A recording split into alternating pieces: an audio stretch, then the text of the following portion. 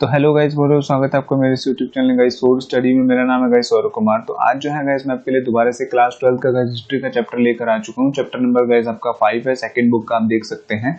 भक्ति सूफी परंपराएं लगभग 8वीं से लेकर 16वीं सदी तक। ठीक है, तो गाइस बता दूं ये चैप्टर नंबर 5 का पार्ट 1 है। और इस चैप्टर में गाइस हम कहाँ से शुरुआत करेंगे, कहाँ से एंडिंग करेंगे, एक एक चीजें सबसे पहले हमें समझनी है। और ये चीज आप जान लीजिए गाइस कि आपको जो इस चैप्टर को पढ़ते हुए, इस्लाम धर्म को, सूफीवाद को पढ़ते हुए गाइस जो आपको डाउट रहते हैं ना, वो आज के बाद, आप इस वीडियो को देखने के बाद आपको कभी भी डाउट नहीं रहेंगे। क्योंकि बहुत ही अच्छे तरीके से गाइस मैंने इस चैप्टर को एक्सप्लेन करने का प्रयास करा है। बहुत ही इंटरेस्टिंग वे से गाइस मैंने इस चैप्टर पे नोट्स भी बनाए हैं, बिल्कुल एग्जैक्ट इन्फॉर्मेशन के साथ। तो आपको इस चैप्टर में कोई भी डाउट अब नहीं रहने वाला है। तो आपको बस एक काम करना है, वीडियो को अंत तक देखना है, देन आप खुद अपने आप बोलेंगे कि हमें इस चैप्टर में कोई भी डाउट नहीं है। तो देखिए गाइस, ये चैप्टर जो है भक्ति सूफी परंपराएं हैं, इसमें आखिर हम पढ़ने क्या वाले हैं, सबसे पहले गाइस आपको ये जानना है। तो देखिए इसमें गाइस हम सबसे पहले बात करेंगे भक्ति आंदोलन और सूफी आंदोलन क्या है। यही गाइस आपको सबसे पहले इस चैप्टर में समझना होता है कि भक्ति आंदोलन और सूफी आंदोलन क्या है, इसका मतलब क्या होता है और इसका उद्भव कैसे हुआ, इसका प्रारंभ कैसे हुआ, ये हम समझेंगे। इसके बाद गाइस हम बात करेंगे 8वीं शताब्दी से लेकर 16वीं सदी के बीच में भक्ति की दो परंपराएं प्रचलित थी, दो मार्ग प्रचलित थे, सरगुण भक्ति परंपरा और निर्गुण भक्ति परंपरा को लेकर। इसमें गाइस हम अंतर क्रिएट करेंगे। 4 मार्क्स से इस पे क्वेश्चन आता है, बहुत इंपॉर्टेंट है, आप समझिएगा ध्यान से। ठीक है, तो गाइस भक्ति आंदोलन की शुरुआत जो है अलवार और नयनार संतों द्वारा की जाती है दक्षिण भारत से। इसी के बारे में गाइस हम यहाँ पर बात करेंगे कि अलवार और नयनार संत कौन होते हैं, ठीक है, उनकी क्या विशेषता थी और राज्य के साथ जो था उनके किस तरीके के संबंध हुआ करते थे, ये हम यहाँ पे देखेंगे। इसके बाद गाइस भक्ति सूफी परंपराओं को और आगे बढ़ाता है भक्ति आंदोलन को कर्नाटक के वीर शैव लिंगायत होते हैं, इन्हें लिंगायत कहा जाता है। इनके बारे में गाइस हम बात करने वाले हैं, वीर शैव के बारे में कि वीर शैव कौन थे। यहाँ से भी गाइस इंपॉर्टेंट क्वेश्चन आता है। और उन्होंने जो था ब्राह्मणवादी व्यवस्था का विरोध भी किया था, वो भी हम देखेंगे। और इस्लाम धर्म का गाइस कैसे भारत में आवागमन हुआ और इस्लाम धर्म के मुख्य 5 सिद्धांत क्या है, इसको लेकर गाइस आपके 4 मार्क्स पे अंदर जो है क्वेश्चन आता ही आता है। इस्लाम धर्म के मुख्य पांच सिद्धांत कौन कौन से। और यहीं से गाइस आपको ना थोड़ा सा पढ़ने में इस चैप्टर को समझ में नहीं आता है, मुझे पता है। इस्लाम धर्म को और सूफीवाद को आप पढ़ने में थोड़ा सा बोरिंग फील करते हो, क्योंकि आपको एक्चुअल रूप में नहीं समझाया जाता। तो यही गाइस मैं आपको डिटेल में बताऊंगा ताकि आपको यहाँ पे कोई भी डाउट नहीं रहेगा। ठीक है, सूफीवाद गाइस क्या है, ये भी आपको नहीं समझ में आता है। सूफीवाद मैं आपको बहुत ही अच्छे तरीके से बताने वाला हूँ। सूफीवाद की गाइस क्या शिक्षा है सूफी धर्म की, ठीक है। और बेशरिया बाशरिया में गाइस मुख्य अंतर क्या है, इसको लेकर भी क्वेश्चन आता है। और ये जो सूफीवाद है ना गाइस, इस चैप्टर में मोस्ट इंपॉर्टेंट टॉपिक है सूफीवाद। तो इसके बारे में भी गाइस हम यहाँ पे बात करने हैं, क्योंकि 8 नंबर में डायरेक्टली इस पे क्वेश्चन आता है, ठीक है। और खानका क्या है और इसकी मुख्य विशेषताओं के बारे में गाइस हम यहाँ पे देखेंगे। इसके बाद गाइस हम बात करने वाले हैं यहाँ पर गुरु नानक के बारे में, कबीर दास के बारे में, मीराबाई के बारे में, इनका जीवन परिचय हम देखेंगे। और ये भी जो है भक्ति आंदोलन को जो है बढ़ाने में बहुत ज्यादा प्रयास करते हैं। इनके भी कुछ प्रयास रहते हैं जिस वजह से भक्ति आंदोलन जो है थोड़ा सा और बढ़ता चला जाता है। और इनकी गाइस मुख्य शिक्षाएं क्या क्या थी, गुरु नानक की, कबीर दास की और मीराबाई की, इसको लेकर गाइस यहाँ पर हम बात करने वाले हैं। और गुरु नानक और कबीर की शिक्षाओं को लेकर गाइस क्वेश्चन भी आपका आता है, ठीक है। तो गाइस ये आपके मुख्य बिंदु हैं। इसके अलावा गाइस चैप्टर में कुछ भी नहीं है जो हमें नहीं पढ़ना है। इसके अलावा गाइस कुछ भी नहीं है आपके इस चैप्टर में। तो इंपॉर्टेंट चैप्टर है, एक एक चीज गाइस डिटेल में आपको बताऊंगा। तो चलो अपने चैप्टर को शुरू कर लेते हैं। तो गाइस यहाँ पे सबसे पहले हम बात करेंगे अपने आखिर भक्ति आंदोलन और सूफी आंदोलन ये है क्या, इनका मतलब क्या और इनकी शुरुआत कैसे होती है, तभी गाइस आप इस चैप्टर को समझ पाओगे।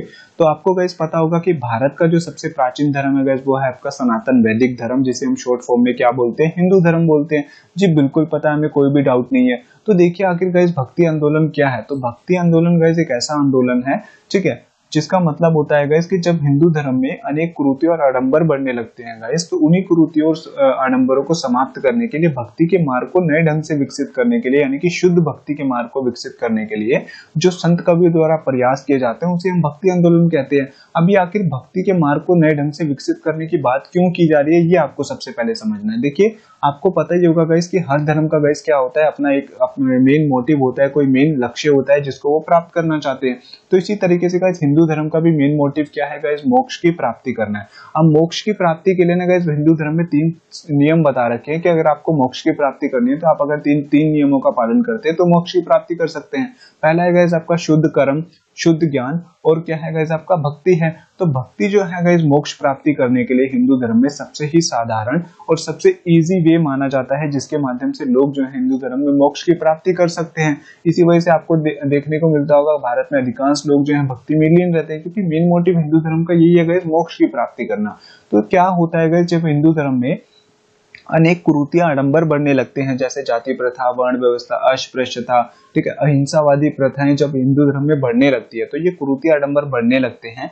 तो इन्हीं को सुधारने के लिए, इन्हीं को समाप्त करने के लिए जो है कुछ संत कवि उभर कर आते हैं और भक्ति के मार्ग को नए ढंग से विकसित करने का प्रयास करते हैं। यानी कि वो भक्ति का एक ऐसा मार्ग डेवलप करना चाहते हैं जहाँ पे गाइस क्या है, जाति प्रथा, वर्ण व्यवस्था, हिंसा, ऐसी गतिविधियां ना हो, ऐसे जो है नियम ना हो, बल्कि भक्ति का जो है शुद्ध मार्ग जो है वो विकसित करना चाहते हैं। और इसी के लिए गाइस जो अपने वो प्रयास करते हैं उसी को गाइस हम क्या बोलते हैं, भक्ति आंदोलन कहते हैं। ठीक है, तो आई बिलीव यहाँ से आपको समझ में आ गया होगा कि जब हिंदू धर्म में गाइस कुछ बुराइयां आडंबर बढ़ने लगते हैं, ठीक है, तो उसी को समाप्त करने के लिए गाइस क्या होता है, कुछ नए नए संत कवि उभर कर आते हैं और वो भक्ति के शुद्ध मार्ग को जो है, भक्ति के एक नए मार्ग को विकसित करने का प्रयास करते हैं। क्यों? ताकि भक्ति में जो है गाइस ये वर्ण व्यवस्था, जाति व्यवस्था जैसा सिस्टम ना हो, भक्ति जो एक नए सिरे से हो, अच्छे ढंग से हो, उसी को गाइस विकसित करने के लिए जो प्रयास करते हैं उसे गाइस हम क्या बोलते हैं, भक्ति आंदोलन बोलते हैं। तो जिस तरीके से गाइस हिंदू धर्म में कुछ आडंबर कुरीतियां बढ़ने लगते हैं, उसी तरीके से गाइस इस्लाम धर्म का उदय होने के बाद इस्लाम धर्म में भी गाइस क्या होता है, कुछ आडंबर कुरीतियां बढ़ने लगती हैं। उसी को समाप्त करने के लिए जो प्रयास किए जाते हैं तो उसे गाइस हम क्या बोलते हैं, सूफी आंदोलन बोलते हैं। ठीक है, तो आई बिलीव यहाँ से आपको समझ में आ गया होगा कि भक्ति आंदोलन किसे कहा जाता है और सूफी आंदोलन किसे कहा जाता है। आखिर ये भक्ति आंदोलन की शुरुआत होती कहाँ से है, ये आपको सब जानने के लिए गाइस सबसे पहले आप देख लीजिए कि इस टाइम पीरियड में हिंदू धर्म में कुरीतियां क्या बढ़ती हैं। तो देखिए, हिंदू धर्म में इस टाइम पीरियड में कुछ कमियां आ जाती है, जैसे जाति प्रथा वाला सिस्टम हिंदू धर्म में समाहित होने लगता है। आपको पता है कि कुछ जातियों की स्थिति तो बहुत अच्छी होती है और कुछ जातियों की स्थिति बहुत गंदी होती है। अस्पृश्यता वाला सिस्टम इस टाइम पीरियड में डेवलप होने लगता है, यानी कि छुआछूत वाला गाइस, ठीक है, नीची जाति के लोगों के साथ उठना बैठना खाना भी अपवित्र कार्य माना जाने लगता है हिंदू धर्म में। और कहीं कहीं पे आज भी सिस्टम प्रचलित है, आपको पता है हिंदू धर्म में। वर्ण व्यवस्था हमने देखा थर्ड चैप्टर में कैसे हिंदू धर्म में समाहित होने लगती है, जिसमें से 3 वर्ण की स्थिति तो अच्छी होती है लेकिन चौथे धर्म की स्थिति बहुत बेकार होती है। चाहे उसमें बच्चा कितना भी ज्ञानी, कितना ही टैलेंटेड हो, उसको एक ही काम करना होता था, क्या, वो की सफाई करनी होती थी।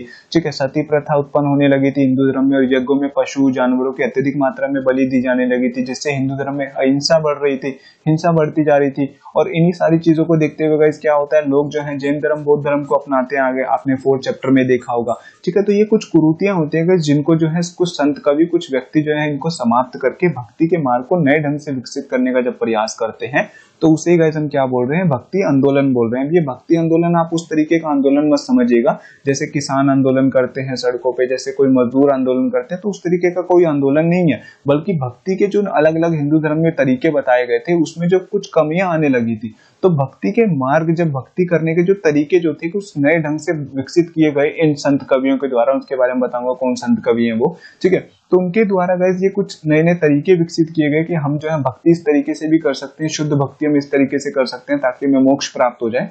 तो ये जो प्रयास किए जा रहे हैं भक्ति के मार्ग को नए ढंग से विकसित करने के लिए, ठीक है, उसी को गाइस हम क्या बोल रहे हैं, भक्ति आंदोलन बोल रहे हैं। ठीक है, तो भक्ति आंदोलन आपको वो उस तरीके का आंदोलन नहीं समझना है। ठीक है, अब यहाँ पे गाइस मैंने एक और लिखा है भक्ति किसे कहते हैं। तो देखिए, भक्ति किसे कहा जाता है, ईश्वर के प्रति पूर्ण अपने आप को श्रद्धा भाव से जो है समर्पित कर देना, उसे गाइस हम क्या बोलते हैं, भक्ति बोलते हैं। 1 नंबर में अगर क्वेश्चन आता है तो उस तरीके से आप लिख दीजिएगा, आपको फुल मार्क्स यहाँ पे मिल जाएंगे। तो यहाँ से गाइस अभी हमने देखा कि भक्ति आंदोलन क्या है, जब हिंदू धर्म में कुछ आडंबर कुरीतियां बढ़ने लगती है तो उसको दूर करने के लिए जो प्रयास किए जाते हैं उसे गाइस हम क्या बोल रहे हैं, भक्ति आंदोलन बोल रहे हैं। अब बात कर लेते हैं गाइस आखिर ये भक्ति आंदोलन की शुरुआत होती कहाँ से, ये आपको समझना है। तो देखिए, भक्ति आंदोलन की शुरुआत जो है गाइस लगभग 6ठी से लेकर 7वीं शताब्दी ईस्वी में ही शुरुआत हो जाती है, यानी कि भक्ति के मार्ग को नए ढंग से विकसित करने के लिए इस टाइम पीरियड में ही 6ठी 7वीं शताब्दी में कुछ संत कवि उभर कर आते हैं जो इस मार्ग को नए ढंग से विकसित करने का प्रयास करते हैं। और वो जो संत कवि उभर कर आते हैं दक्षिण भारत से उभर कर आते हैं।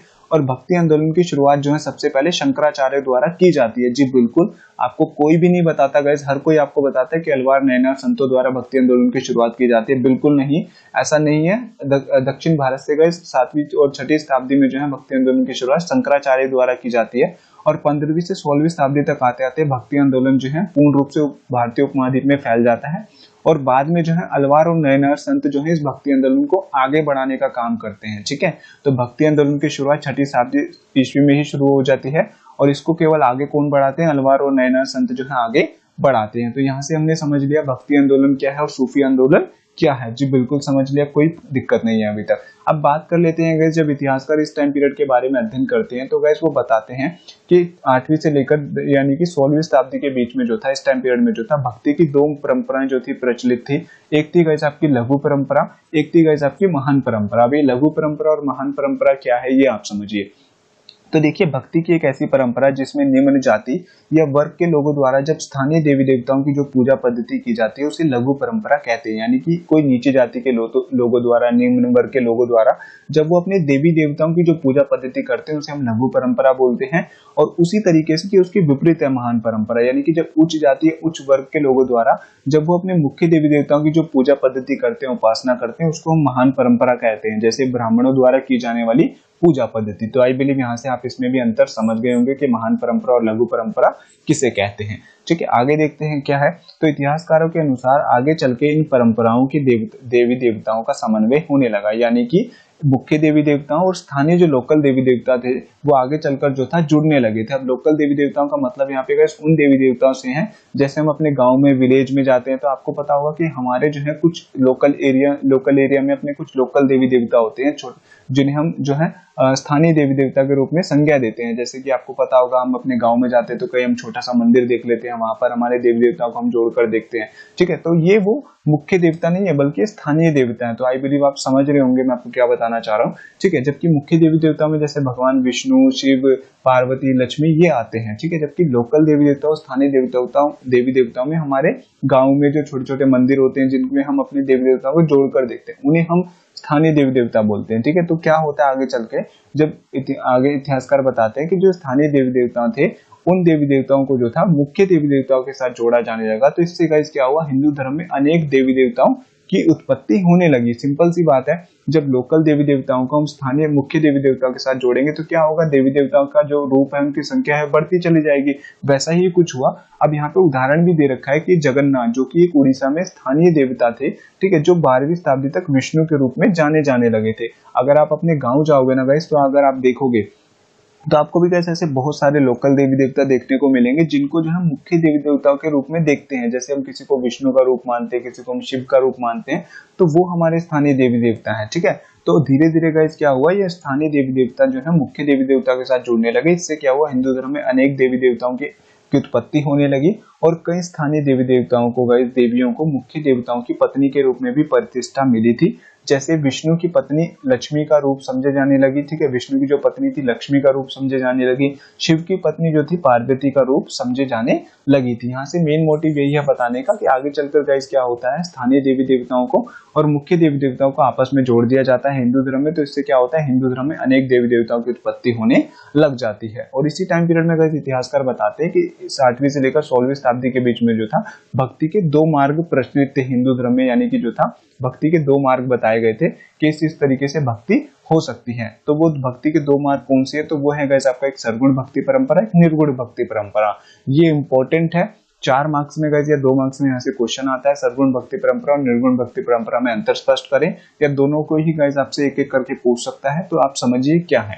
तो देखिए, सरगुण भक्ति परंपरा किसे कहते हैं, तो जब हम ईश्वर की मूर्ति या किसी आकार के रूप में पूजा पद्धति करते हैं या भगवान की पूजा करते हैं तो उसे गाइस हम सरगुण भक्ति परंपरा कहते हैं। यानी कि ईश्वर को जब हम मूर्ति के रूप में, किसी व्यक्ति वस्तु के रूप में जब हम उसको आकार देकर उसकी जब हम पूजा पद्धति करते हैं तो उसी को गाइस हम क्या बोलते हैं, सरगुण भक्ति परंपरा बोलते हैं। आज के टाइम पे आप क्या करते हो, भगवान विष्णु की, भगवान शिव की मूर्ति के रूप में पूजा करते हो, तो ये क्या है, सरगुण भक्ति परंपरा है। ठीक है, जैसे शिव और विष्णु और उनके अवतारों तथा अन्य देवी देवताओं की पूजा मूर्ति के रूप में की जाती है, उसे ही गाइस हम क्या बोलते हैं, सरगुण भक्ति परंपरा बोलते हैं। ठीक है, तो रामानंद, कालिदास, मीराबाई जो है इस विचारधारा के समर्थक है। जैसे मीराबाई जो है वो क्या करती है, कृष्ण जी की मूर्ति के रूप में पूजा पद्धति करती है, तो वो क्या करते हैं, सरगुण भक्ति परंपरा की समर्थक है। ठीक है, अब बात कर लेते हैं निर्गुण भक्ति परंपरा क्या है। ये जो है सरगुण भक्ति परंपरा से थोड़ी सी उल्टी है। इसमें गाइस क्या होता है कि हम ईश्वर की जो पूजा है वो निराकार या अमूर्त रूप में जब हम करते हैं, मतलब ईश्वर को जो हम निराकार रूप में रखते हुए एक आस्था में जो है केवल उसको मानते हुए उसकी पूजा पद्धति करते हैं, तो उसे गाइस हम क्या बोलते हैं, निर्गुण भक्ति परंपरा बोलते हैं। जैसे गुरु नानक देव है, ठीक है, आपके कबीर दास है, ये गाइस क्या है, ये निर्गुण भक्ति परंपरा के बहुत बड़े समर्थक माने जाते हैं। जैसे कि आप गुरुद्वारे में जाते हो तो आपने देखा होगा एक गद्दी सी होती है जहाँ पे गुरु नानक देव की कोई तस्वीर नहीं है, कोई मूर्ति नहीं है, बस गद्दी में जो है हम गुरु नानक देव को देखकर जो है निराकार रूप में उसकी पूजा पद्धति करते हैं। तो आई बिलीव आपको यहाँ से अच्छे से समझ में आ गया होगा कि निर्गुण भक्ति परंपरा और सरगुण भक्ति परंपरा में क्या अंतर होता है। ठीक है, यहाँ से क्वेश्चन आता है तो ये आपको यहाँ पे याद रखना है। अब बात कर लेते हैं तंत्रिका तांत्रिक पद्धति, ये भी आपकी बुक में छोटा सा टॉपिक आपको देखने को मिलेगा। तो इस समय यानी कि 8वीं से लेकर 16वीं शताब्दी में गाइस क्या होता था कि इस समय देवी की उपासना जो थी सिंदूर से पोते गए पत्थर के रूप में की जाती थी। क्या होता था, एक पत्थर होता था, उसको सिंदूर से पोत देते थे, पूरा लाल कर देते थे, और उसको जो था एज ए हम देवी का रूप देकर जो था हम देवियों की पूजा जो थी एज ए पत्थर के रूप में करते थे, जिसे हम तांत्रिक पद्धति के रूप में जानते हैं। ठीक है, ये उपमहाद्वीप के कई भागों में प्रचलित थी और इसमें स्त्री एवं पुरुष दोनों ही जो था शामिल हो सकते थे। ठीक है, तो आई बिलीव यहाँ से आपको अच्छे से समझ में आया होगा कि तंत्रिका पद्धति हम किसे कहते हैं, यानी कि जब हम स्त्री की पूजा जब सिंदूर से पोते गए पत्थर के रूप में करते थे तो उसे गाइस हम क्या बोलते थे, तंत्रिका पद्धति कहते थे। अब यहाँ पे गाइस हम बात कर लेते हैं अपने तमिलनाडु के अलवार और नयनार संतों के बारे में, जिनके द्वारा गाइस क्या होता है, भक्ति आंदोलन को आगे बढ़ाया जाता है।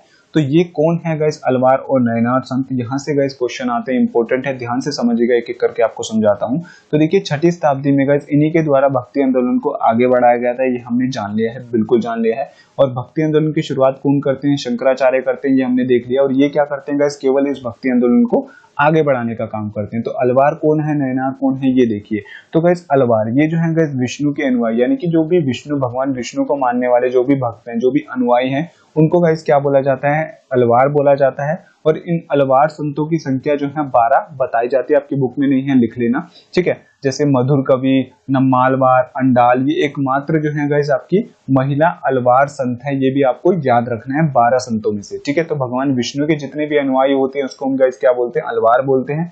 नयनार, नयनार से गाइस आप रिलेट कर सकते हो भगवान शिव के 3 नयन से, जैसे आपको पता है भगवान शिव के 3 नयन होते हैं। तो नयनार यानी कि भगवान शिव को जो मानने वाले जितने भी अनुयायी होते हैं उनको हम गाइस क्या बोलते हैं, नयनार बोलते हैं। और इनकी संख्या गाइस बताई जाती है 63 हुआ करती थी, जिन्होंने भक्ति आंदोलन को आगे बढ़ाने का काम किया था, जैसे सुंदर मूर्ति, त्रिज्ञान आदि। ये मैंने नाम कुछ लिखे हुए हैं, चाहो तो आप याद रखना, चाहो तो आप याद मत रखना, आपकी बुक में नहीं है और ना ही एग्जाम में आपके ये पूछे जाएंगे। ठीक है, तो यहाँ से समझ में आ गया, अलवार जो है विष्णु को मानने वाले अनुयायी और नयनार जो है शिव को मानने वाले अनुयायी हुआ करते थे।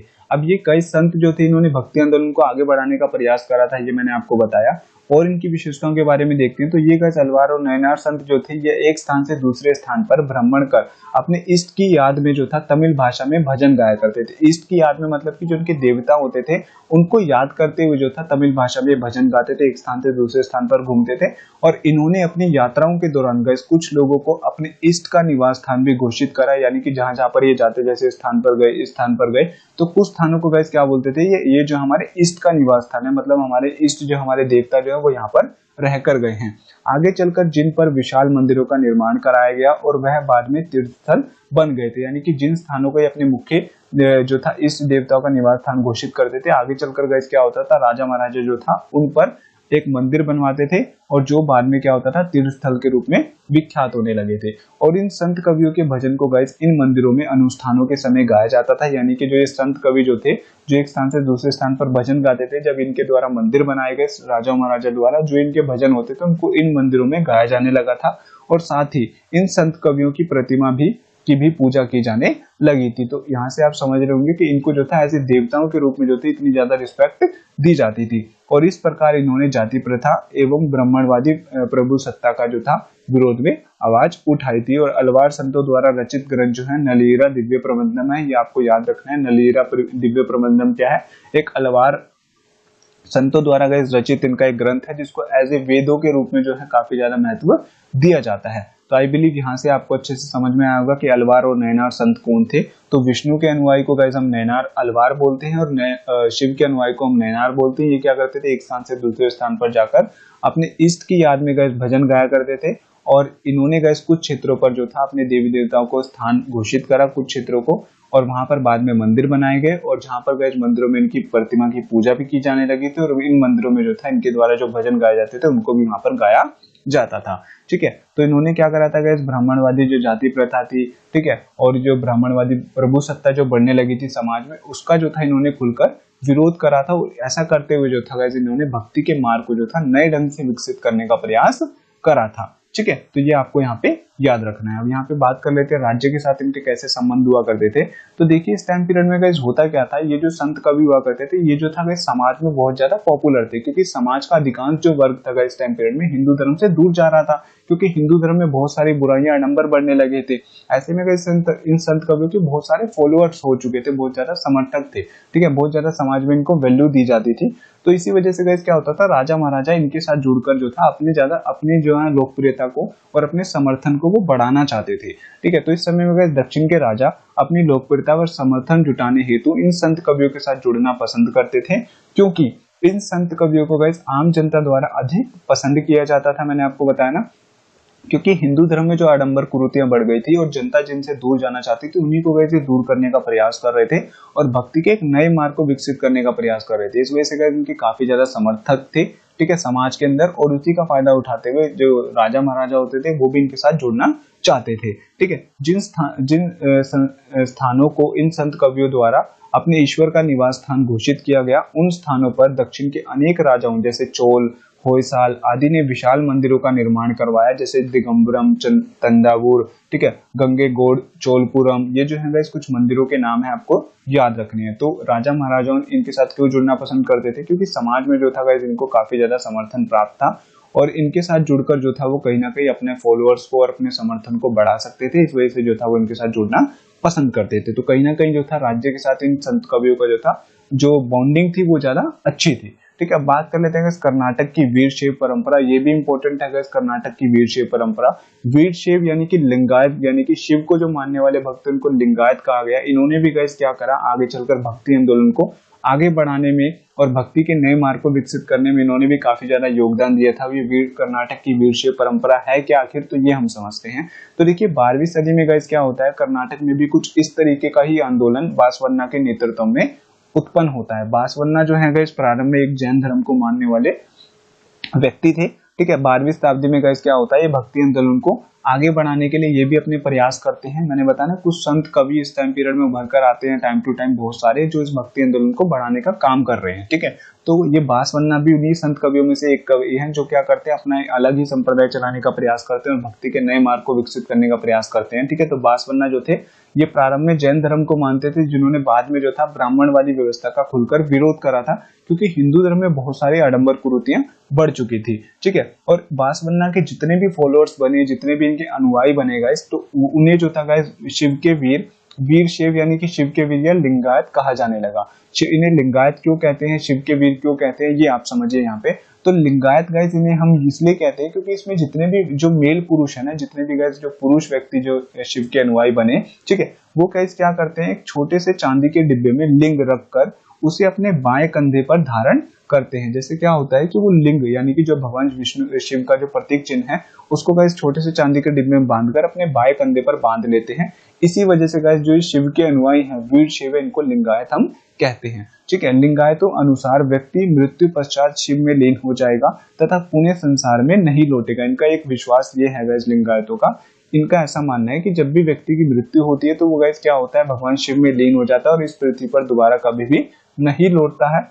और यह मृतकों को विविध रूप से दफनाते थे। ये जो था जलाते नहीं थे, बल्कि क्या करते थे, इन्होंने भी हिंदू जो ब्राह्मणवादी परंपरा थी उसका विरोध करते हुए क्या करा, इन्होंने अपने मृतकों को जो था विविध रूप से दफनाना शुरू करा था। अब लिंगायतों ने गाइस ब्राह्मणवादी जो पद्धति थी उसका कई सिरे से जो था इन्होंने कई तरीके से विरोध करा। अब इन्होंने किन किन ब्राह्मणवादी पद्धति का विरोध करा, तो आप ये देखिए यहाँ पर। तो इन्होंने गाइस क्या करा, ब्राह्मणवादी जाति व्यवस्था का जो था, जाति प्रथा का खुलकर विरोध करा, क्योंकि इनका मानना यही था गाइस कि जाति प्रथा होने से समाज में गाइस क्या होता है, कुछ जाति की स्थिति अच्छी होती है, कुछ जाति की स्थिति खराब हो जाती है, तो इसका इन्होंने विरोध करा। और इनके द्वारा गए सती प्रथा का भी खुलकर विरोध किया गया और विधवा विवाह का जो था इन्होंने पुनर्विवाह का काफी ज्यादा समर्थन किया था। क्योंकि आपको पता है हिंदू धर्म में पहले क्या होता था गाइस, अगर किसी स्त्री का पति मर जाता था तो उसको जो था आग में ही जला दिया जाता था। तो ऐसे में गाइस इन्होंने जो था इसका विरोध करा कि ऐसा नहीं होना चाहिए, बिल्कुल भी नहीं होना चाहिए, सिंपल सी बात है। उन्होंने क्या करा, जिनका भी पति मर जाता था उनका दोबारा विवाह कराने के जो था पक्ष में जो था इन्होंने आवाज उठाई और विधवा पुनर्विवाह का इन्होंने समर्थन करा। और यह पुनर्जन्म में विश्वास नहीं रखते थे और यह समाज सुधारक भी हुआ करते थे। ठीक है, तो ये है गाइस आपकी वीरशैव परंपरा। आई बिलीव यहाँ से आपको ये भी समझ में आ गया होगा अच्छे से कि जो बासवन्ना के नेतृत्व में गाइस आंदोलन चलाया गया था, ठीक है, कर्नाटक में 12वीं शताब्दी में, इनके जितने भी अनुयायी बने वो वीरशैव, शिव के वीर कहलाए। इन्हें लिंगायत भी हम कहते हैं। लिंगायत क्यों कहते हैं? क्योंकि छोटे से चांदी के डिब्बे में लिंग रखकर जो है अपने बाएं कंधे पर धारण करते हैं, इस वजह से हम इन्हें लिंगायत कहते हैं। इन्होंने जो था ब्राह्मणवादी व्यवस्था का कई सिरे से जो था कई तरीके से विरोध किया था। जैसे इन्होंने सती प्रथा का, जाति प्रथा का इन्होंने विरोध करा, ठीक है, विधवा पुनर्विवाह का इन्होंने समर्थन करा था। ठीक है, तो ये है गाइस आपकी कर्नाटक की वीरशैव परंपरा। यहाँ से गाइस अब हमने पढ़ा क्या है, फर्स्ट पार्ट में हम इतना ही पढ़ेंगे, वीडियो नहीं तो लंबी हो जाएगी। फर्स्ट पार्ट में गाइस हमने क्या पढ़ा है, सबसे पहले आप ये जान लीजिए। तो फर्स्ट पार्ट में गाइस हमने पढ़ा है कि भक्ति आंदोलन और सूफी आंदोलन क्या है, आखिर इनकी शुरुआत कैसे होती है, तो ये हमने देख लिया है। ठीक है, लगभग 6वीं से लेकर 7वीं शताब्दी में ही भक्ति आंदोलन की शुरुआत शंकराचार्य द्वारा हो जाती है। अलवार, नैना और संत क्या है, उसको आगे बढ़ाने का केवल काम करते हैं और भक्ति के मार्ग को नए ढंग से विकसित करने के लिए जो प्रयास किए जा रहे हैं उसे हम भक्ति आंदोलन कह रहे हैं यहाँ पे। ठीक है, और हमने अलवार, नैना और संतों के बारे में पढ़ा, कर्नाटक के वीरशैव के बारे में पढ़ा जो कि भक्ति आंदोलन को बढ़ावा देने का काम करते हैं और ब्राह्मणवादी व्यवस्था का विरोध करते हैं वो कई तरीके से। और हमने इस टाइम पीरियड में जो भक्ति की प्रचलित 2 मार्ग थे, सरगुण भक्ति परंपरा और निर्गुण भक्ति परंपरा में अंतर समझा। ठीक है, तो इस फर्स्ट पार्ट में गाइस हम इतना ही पढ़ेंगे। आई बिलीव यहाँ से आपको पढ़ के बहुत ज्यादा मजा आया होगा। कहीं पे भी गाइस कोई डाउट है तो प्लीज पूछ लेना। वीडियो कैसी लगी हो बताने का प्लीज मुझे प्रयास करें, क्योंकि गाइस अगर आप एक रिस्पॉन्स देते हैं तो बहुत पॉजिटिविटी मिलती है। तो प्लीज आप मुझे जरूर बताएं वीडियो कैसी लगी है। ठीक है, सेकंड पार्ट में गाइस हम अन्य टॉपिक कवर करेंगे। कहीं पे डाउट रहेगा तो प्लीज पूछ लीजिएगा। मिलेंगे गाइस अपने नेक्स्ट पार्ट में, तब तक के लिए guys thank you for watching.